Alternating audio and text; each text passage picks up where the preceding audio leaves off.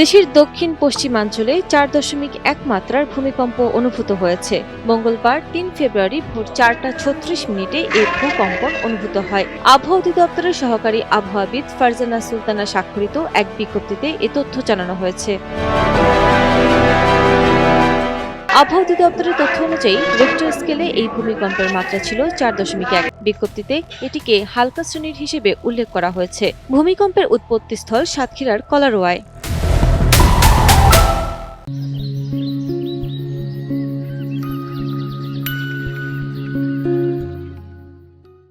আবহাওয়া অধিদপ্তরের ভূমিকম্প পর্যবেক্ষণ ও গবেষণা কেন্দ্র ঢাকা থেকে দক্ষিণ পশ্চিম দিকে উৎপত্তিস্থলের দূরত্ব 175 কিলোমিটার। ইউরোপীয় ইউনিয়নের ভূমিকম্প পর্যবেক্ষণ সংস্থা ইউরোপিয়ান মেডিটেরিয়ান সিসমোলজি সেন্টারের তথ্য বলছে, ভূপৃষ্ঠ থেকে এই ভূমিকম্পের গভীরতা ছিল 150 কিলোমিটার, আর কেন্দ্র ছিল সাতক্ষীরা থেকে 16 কিলোমিটার উত্তর পশ্চিমে।